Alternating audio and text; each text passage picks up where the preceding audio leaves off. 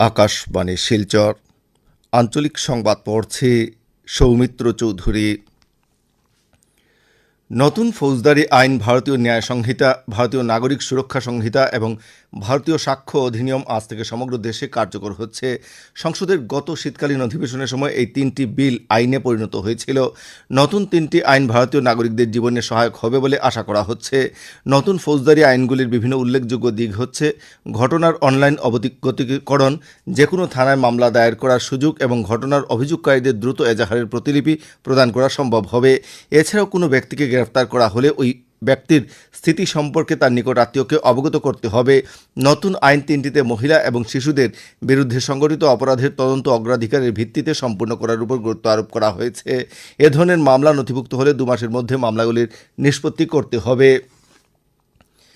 এদিকে আসাম সরকার ভারতীয় ন্যায় সংহিতা, ভারতীয় নাগরিক সুরক্ষা সংহিতা এবং ভারতীয় সাক্ষ্য অধিনিয়ম নামের তিনটি নতুন আইন রাজ্যে সফল বাস্তবায়নের জন্য ন্যায় বিভাগ এবং আসাম পুলিশের সহযোগিতায় যাবতীয় ব্যবস্থা গ্রহণ করেছে। রাজ্যের গৃহ ও রাজনৈতিক বিভাগের মুখ্য সচিবের নেতৃত্বে একটি উচ্চ পর্যায়ের কমিটি গঠন করা হয়েছে। সেই সঙ্গে সরকারি আইনজীবী এবং পুলিশ আধিকারিকদের প্রশিক্ষণ প্রদান করা হয়েছে। এছাড়া গৌহাটি প্রেস ক্লাবের উদ্যোগে গতকাল নতুন আইনগুলির বাস্তবায়ন নিয়ে সংবাদ মাধ্যমের জন্য একটি কর্মশালাও অনুষ্ঠিত হয়।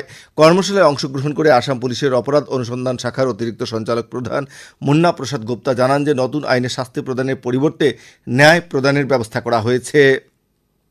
এর দ্বারা ভুক্তভোগীরা স্বচ্ছ প্রক্রিয়ায় দ্রুত ন্যায় লাভ করবেন বলে শ্রী গুপ্তা আশা প্রকাশ করেন। চলতি বছরের লোকসভা নির্বাচন বিশ্বের সর্ববৃহৎ নির্বাচন হিসেবে পরিগণিত হয়েছে এবং এবারের লোকসভা নির্বাচনে দেশের 65 কোটি লোক গণতান্ত্রিক অধিকার প্রয়োগ করেছেন।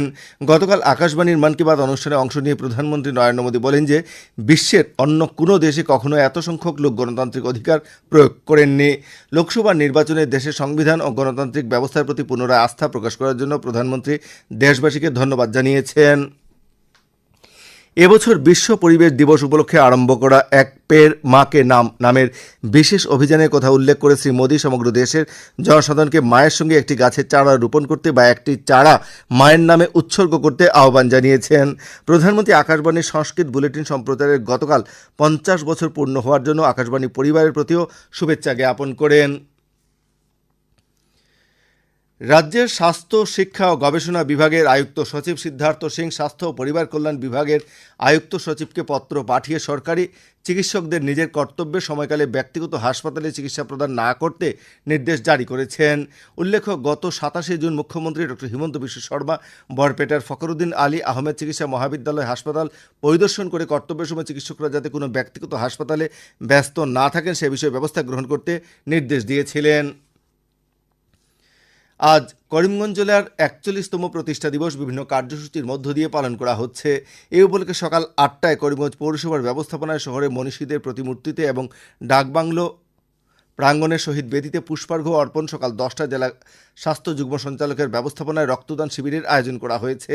এছাড়া বেলা 1:30টায় জেলা আয়ুক্তের কার্যালয়ের সভাকক্ষে ভারতীয় ন্যায় সংহিতা আইন নিয়ে সচেতনতা সভা এবং বেলা 2টায় district hub for empowerment of women mission শক্তির অধীনে সংকল্প কার্যসূচির সম্পর্কে বিশেষ সচেতনতা সভা অনুষ্ঠিত হবে।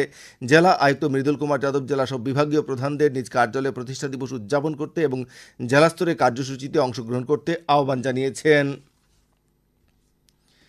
উত্তর পূর্ব সীমান্ত রেলের পক্ষ থেকে এক বিজ্ঞপ্তিতে জানানো হয়েছে যে আজ গৌহাটি SM-VT বেঙ্গালুরু এক্সপ্রেস, আগামীকাল শিলচর কোয়েম্বাটোর এক্সপ্রেস এবং আগামী 4 জুলাই শিলচর তিরুবনন্তপুরম সেন্ট্রাল এক্সপ্রেস আসানসোল আন্ধ্রা মেদিনীপুর হিজিলি ভদ্রক হয়ে পথ পরিবর্তন করে চলাচল করবে। ভারতীয় আবহাওয়া বিজ্ঞান বিভাগের পক্ষ থেকে উত্তর পূর্ব ভারত সহ পূর্ব ভারতে আগামী 2-3 দিন ভারী থেকে অতি ভারী বৃষ্টিপাতের সম্ভাবনার কথা জানিয়ে লাল সংকেত জারি করেছে। আকাশবাণী শিলচর কেন্দ্রের আঞ্চলিক সংবাদ এখন থেকে আমাদের ইউটিউব চ্যানেল AIR নিউজ শিলচরের মাধ্যমে শোনা যাচ্ছে। এছাড়া আমাদের Facebook page all India radio news শিলচরের মাধ্যমেও এই সংবাদ শোনা যাচ্ছে। আঞ্চলিক সংবাদ এখনকার মতো শেষ হলো। পরবর্তী আঞ্চলিক সংবাদ রাত 7:45 মিনিটে।